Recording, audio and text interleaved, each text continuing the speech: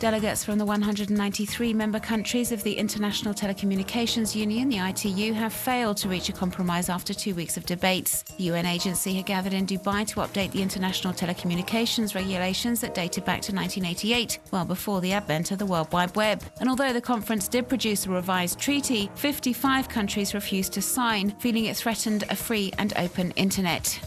Delegates were divided. On one side, countries like Russia and China that want to hand governance of the net over to the UN, and for governments to have greater control of online activity in their respective countries, so that, as they put it, they'll have the means to fight cybercrime. But for countries like France, that's aligned itself with the American position, such a level of control could leave the door wide open to censorship. The US doesn't think the web needs to be regulated and has campaigned to keep the new mandate from extending to the internet. And the actual summit itself has drawn criticism from web users. Activists have set up a site modelled on WikiLeaks to draw attention to the lack of transparency surrounding the conference, a platform containing confidential working documents posted by anonymous sources. NGOs and internet companies like Google have been concerned that only governments had a voice at the conference in Dubai. The American giant had urged web users to campaign against the treaty and feels that they, the consumers, and anyone with a stake in the net should also have been allowed to take part in the talks.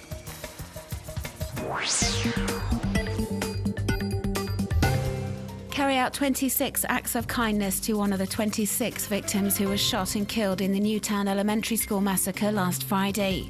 People from all over America are taking part in this campaign intent on, as this web user says, fighting evil with kindness.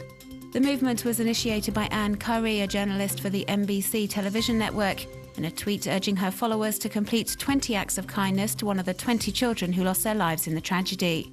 The online campaign has since grown to 26 acts of kindness to also pay tribute to the 6 teachers killed in the shooting. The 26 Acts of Kindness Facebook page has over 11,000 members, with web users documenting their good deeds on social networks. Many have given presents like candy or even money to complete strangers. This woman, for example, says she left a gift certificate on someone's windscreen along with a message calling for a better world.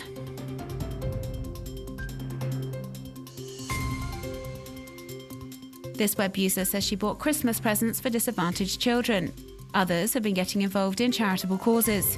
This blogger donated blood, and this man says he's going to take in a family left homeless by Hurricane Sandy. Other random acts of kindness include leaving an anonymous note somewhere for someone else to find and pass on.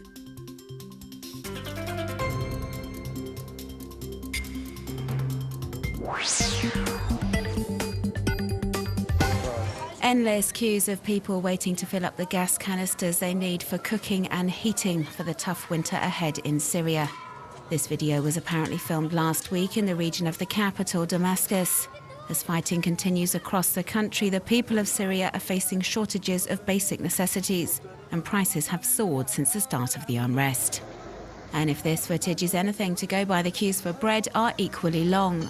The video is said to have been filmed not long ago in the northern city of Aleppo, where fighting between rebels and government troops has been particularly fierce in recent weeks. The humanitarian situation is worsening, and the opposition claims forces loyal to the Bashar al-Assad regime are trying to starve rebel-held areas into submission by targeting the few bakeries still open. The NGO Human Rights Watch started drawing attention to these attacks back in August, attacks that have claimed the lives of countless civilians. The United Nations is asking the international community to contribute $1.5 billion to help the people of Syria, reporting that 1 million refugees and 4 million people still in Syria are in need of humanitarian assistance. In view of the urgency of the situation, Syrians abroad have decided to take action and have launched the Bread for Syria campaign. They're asking for small financial contributions via the internet, which will then be donated to a humanitarian organisation. WestJet Airlines surprised passengers boarding a night flight between Calgary and Toronto at the start of December. As shown in this video, currently diffused online, hundreds of air transport staff surprised travellers by organising a giant Christmas flash mob in the terminal just prior to boarding. A nice initiative which seems to have wowed those present in Calgary Airport.